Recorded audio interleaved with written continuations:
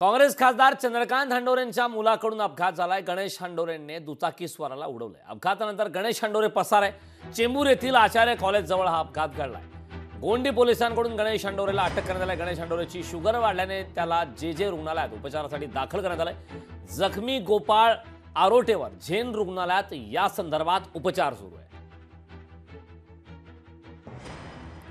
या संदर्भात ताजा अपडेट देण्यासाठी आपला प्रतिनिधी मीनाक्षी मात्रे आपल्या सोबत जोडलेले आहेत। मीनाक्षी, अपघातानंतर खरं तर दुचाकीस्वाराला उडवलेला आहे गणेश हंडोरे, चंद्रकांत हंडोरे यांचे पुत्र।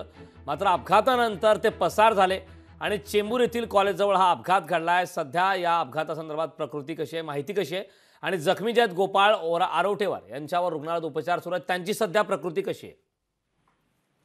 कालची ही घटना आहे। आपण पाहतोय की काल रात्री एका दुचाकीस्वाराला काँग्रेस खासदार चंद्रकांत हंडोरे यांचे पुत्र गणेश हंडोरे याने कारने त्याला उडवलं असल्याची माहिती मिळालेली आहे। मात्र कारने त्याला धडक दिली आणि तो तिथून पळून गेला अशी देखील घटना समोर आलेली आहे। एकूणच आपण पाहतोय की गणेश हंडोरे हा ज्यूस पिण्यासाठी गोवंडीच्या दिशेने निघालेला होता आणि त्याच दरम्यान आपण पाहतोय की मात्र तिथून परत येत असताना चेंबूर इथल्या आचार्य कॉलेज जवळ ही संपूर्ण घटना घडलेली आहे। कारण तिथून गोपाळ आरोटे या दुचाकीस्वाराला त्यांनी धडक दिली आणि तिथूनच आपण पाहतोय की तो तिथून पळून गेला। मात्र एकूणच आपण पाहतोय की या प्रकरणी गोवंडी पोलिसांनी सध्या गुन्हा दाखल करून घेतलेला आहे आणि गणेशला अटक देखील केलेली आहे रात्री उशिरानं। मात्र आता त्याची शुगर वाढल्याने त्याला जे रुग्णालयामध्ये दाखल केलेला आहे आणि त्याच्यावरती उपचार सुरू आहेत।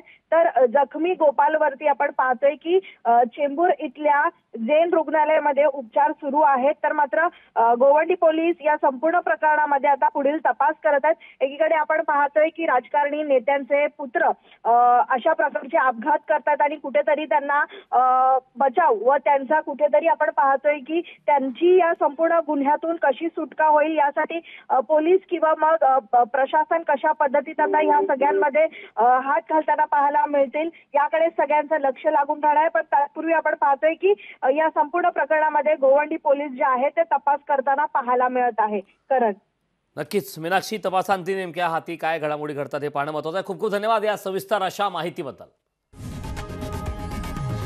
लोकशाही मराठी ऐका, पहा, जागरूक रहा।